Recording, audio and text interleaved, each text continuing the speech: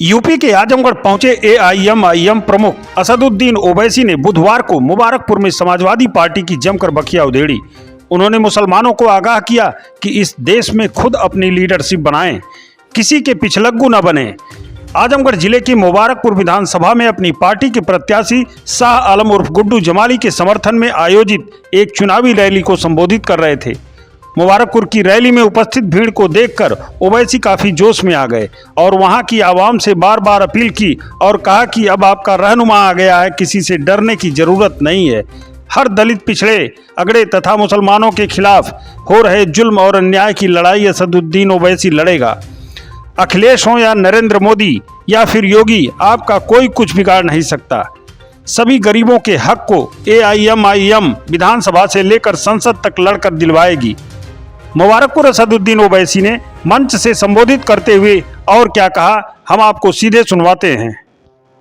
ये जो हजारों की तादाद में इंसानी शवों का समंदर बन रहा है, वो इस बात का पैगाम देता है कि इंशाअल्लाह ताला 7 मार्च के दिन आप तमाम लोग एक होकर मुत्तहदा तौर पर एक शीशा पिलाई दीवार की तरह आप जालिमों को शिकस्त देंगे, फिरका परस्तों को शिकस्त देंगे और इंशाअल्लाह यहाँ से आप गुड्डू जमाली साहब को दोबारा मुबारकपुर से अपना विधायक बनाएंगे। मेरे अजीज दोस्तों और बुजुर्गों, हमारे कमर कमाल साहब आजमगढ़ सदर के मजलिस के प्रत्याशी है, अब्दुल्ला साहब गोपालपुर से मजलिस के प्रत्याशी है, अब्दुल रहमान निजामाबाद से मजलिस के प्रत्याशी है, जावेद आलम दीदारगंज से है, पंकज मौर्य सगरी से है और महेंद्र प्रताप सोनकर साहब जो जन अधिकार पार्टी बाबू सिंह कुशवाहा साहब की है, वो मोहम्मदाबाद से प्रत्याशी है, उनका निशान गैस का सिलेंडर है। हमारे जिला सदर नदीम साहब, विधानसभा सदर शालम साहब, यूथ सेक्रेटरी अयाज अहमद साहब। मेरे अजीज दोस्तों और बुजुर्गों, मैं सबसे पहले मोहतरम जनाब शालम साहब का और गुड्डू जमाली साहब का दिल की गहराइयों से शुक्रिया अदा करता हूं कि उन्होंने मजलिस इत्तेहादुल मुस्लिमीन के उम्मीदवार बनने के लिए राजी हुए और उन्होंने मुबारकपुर की सरजमीन पर मजलिस इत्तेहादुल मुस्लिमीन के परचम को बुलंद किया। मैं उनको मुबारकबाद देता हूं और उनका शुक्रिया भी अदा करता हूं। मैं अल्लाह का शुक्र अदा करता हूं कि अल्लाह सुब्हानहू व तआला ने अपने हबीब मोहम्मद मुस्तफा सल्लल्लाहु अलैहि वसल्लम के सत्ते और तुफैल में मुझे मुबारकपुर आने का मौका इनायत फरमाया। ये मेरी खुशकिस्मती है कि मैं मुबारकपुर के इस मुबारक सरजमीन पर आप जैसे मुबारक लोगों के दरमियान में खड़े होकर मुझे अपनी बात कहने का मौका मिल रहा है। मेरे अजीज दोस्तों और बुजुर्गों, मेरी इज्जतदार और बहनों, कि गुड्डू जमाली साहब को जो टिकट काटा गया वो सिर्फ उनका नहीं काटा गया बल्कि मुबारकपुर की जनता को धोखा दिया गया था। अभी मुबारकपुर की आवाम और जनता को इस नाइंसाफी के खिलाफ, इस बेइज्जती के खिलाफ और आपके हक को लेने के लिए 7 मार्च के दिन आप तमाम को मुत्तहदा तौर पर अपने वोट का इस्तेमाल वतन के निशान पर करना पड़ेगा। मेरे अजीज दोस्तों और बुजुर्गों, आप जानते हैं कि भारत हमारा वतन अजीज है और उत्तर प्रदेश की सियासत है, इसकी तल हकीकत यह है कि जब तक आपके पास आपका आपका नेता नहीं होगा, आपकी आवाज को नहीं सुना जाएगा।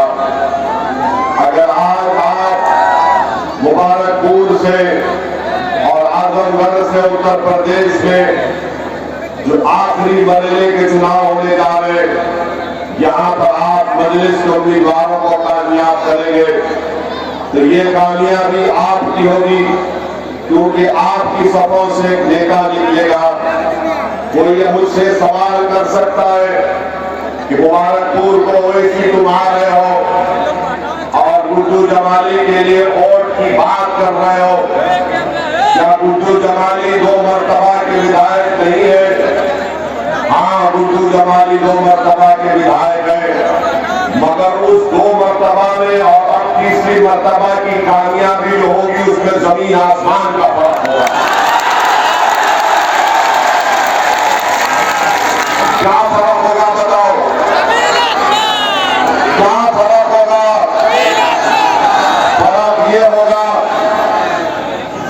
ये होगा कि 2 मरतबा गुड्डू जमाली को जिस पार्टी से वो वाबस्ता थे उनको रोका जाता था। आज जब गुड्डू जमाली आपकी दुआओं से, आपके आशीर्वाद से, वोट से कामयाब होगा तो वो आपका नेता होगा, गरीबों का नेता होगा। ये आपका लीडर होगा और आपके दरमियान में खड़े होकर मैं जनाब गुड्डू जमाली साहब को कह रहा हूं कि जब अल्लाह और मुबारकपुर की जनता आपको अपने दुआओं से, मोहब्बत और वोट से कामयाब करेगी तो गुड्डू जमाली साहब जब आप उत्तर प्रदेश की विधानसभा में जाएंगे तो आप उस विधानसभा में मुबारकपुर उत्तर प्रदेश के गरीब, मजलूम, अति पिछड़ा, जिसको दबाया गया, कुचला गया, उनकी आवाज को आपको बुलंद करना पड़ेगा।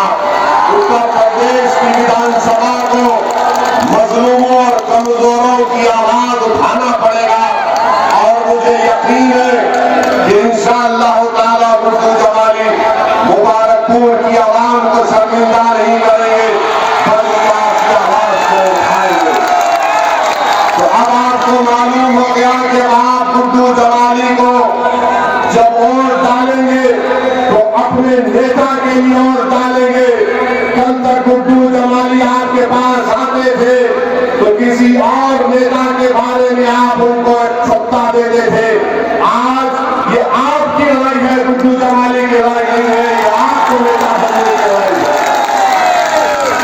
मेरे अजीज दोस्तों और बुजुर्गों, ये मुबारकपुर की मुबारक सरजमीन जहां पर जामिअतुल अशरफिया है जो 120 साल पहले उसको कायम किया गया, जहां पर तौहीद की शमा को रोशन किया गया और उस तौहीद की शमा की रोशनी ना सिर्फ इस मुल्क में, ना सिर्फ बर्रे सगीर में, बल्कि दुनिया के कोने कोने में मिसबाही पहुंच कर तौहीद की शमा को जला है। मेरी खुशकिस्मती है कि मुबारकपुर में जामिया अरेबिया अहयाल उलूम, मदरसा लदरिया दारुल तालीम और मदरसा बाबुल इल्म की है। मैं इन तमाम मुदर्रिस को सलाम करता हूँ, इनके तमाम जिम्मेदारों को सलाम करता हूँ। इनके बुजुर्गों को अगर मौका मिलेगा तो मैं बजाते खुद जाकर उनके हाथ को चूमूंगा और उनके हाथ को लेकर अपने सर पर रखूंगा। अगर वो इजाजत दे तो मैं इन उलमाओं की जूतियों को अपने सर पर उठाकर रखूंगा कि वो जो खिदमत अंजाम दे रहे हो उसको बयान करना भी अल्फाज करना काफी हो जाएगी। मैं सिर्फ दुआ करता हूं कि अल्लाह हमारे उलमाओं को, हमारे मुहद्दिसीन को, मुफ्तियों को अल्लाह सलामत रखे, अल्लाह उनके इल्म से और फैज जारी कराए। मेरे अजीज दोस्तों और बुजुर्गों, हम आपको बता रहे थे कि कोई आपसे कहेगा हमारे जाने के बाद, कोई कहेगा कि अगर गुड्डू जमाली या मजलिस के 8-10 प्रत्याशी जीत जाएंगे, विधायक बन जाएंगे तो क्या होगा? आप उनको बताना, उनको आप पैगाम देना, और जिसके दिलो दिमाग में बात है उन तक हमारी बात पहुंचा देना कि भारत की पार्लियामेंट में 540 की आवाज है, जिसमें मजलिस इत्तेहादुल मुस्लिमीन के 2 सांसद हैं। कितने हैं? 2 हैं। और जब दोनों में से एक खड़े हो जाते हैं पार्लियामेंट में आपकी बात करने के लिए, आपके इंसाफ की बात करने के लिए, गरीब मजलूम अतीम पिछड़ा दलित की बात करने के लिए, तो क्या होता है? हम जब खड़े हो जाते, जब दलित की बात करने के लिए, अंबेडकर के संविधान को बचाने की जब बात हम करते हैं, तो बीजेपी के 306 एमपी खड़े होकर ओवैसी को बोलते हैं बैठ जा, बैठ जा। तो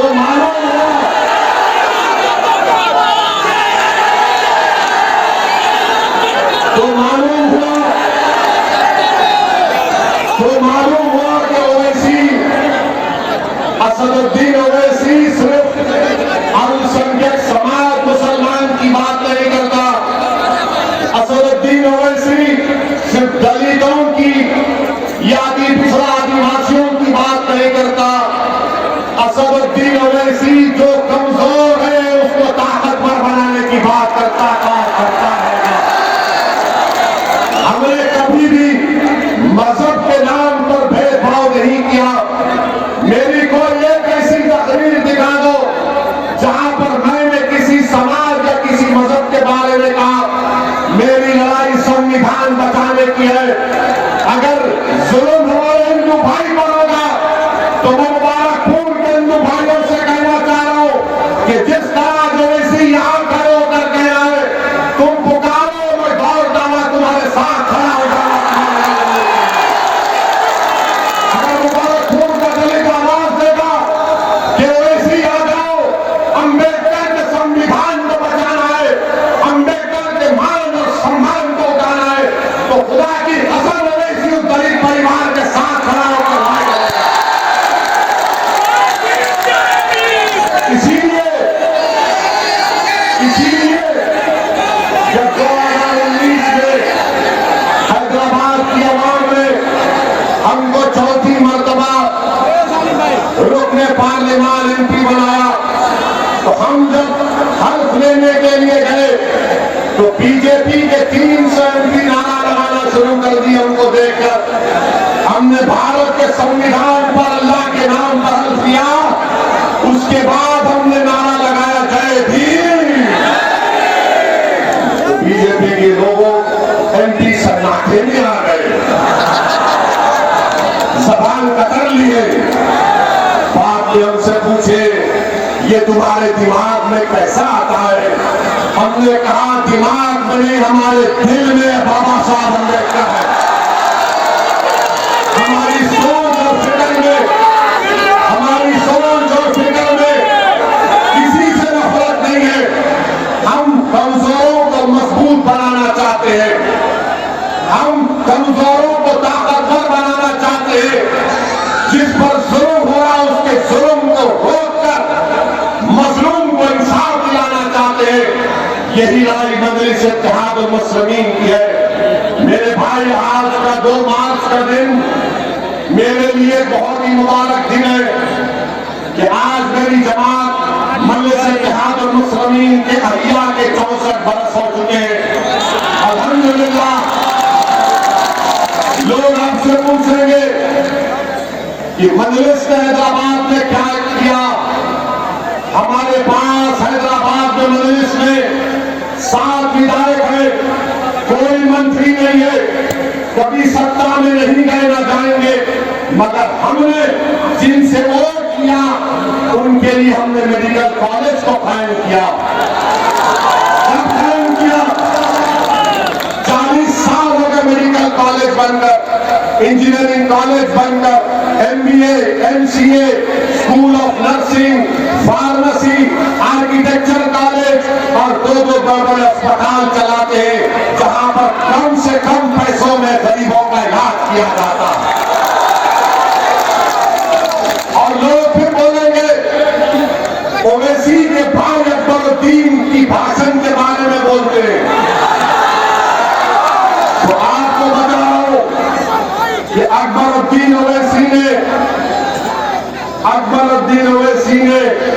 अपने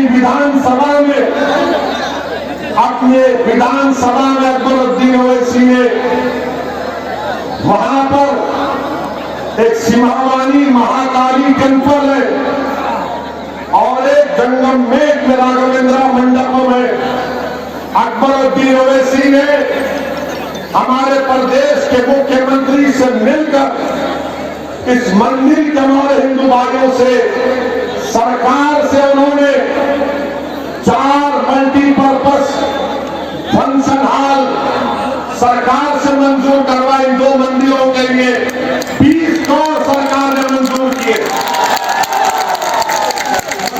ये हम पर इल्जाम लगाते हैं कि ओवैसी भड़काऊ भाषण देता है, मगर मेरे अजीज दोस्तों और बुजुर्गों, आज आपको बताएंगे कि हमारे जाने के बाद इब्लीस की औलाद आई।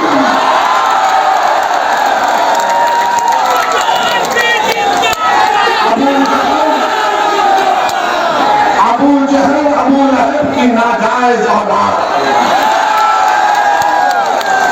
यजीद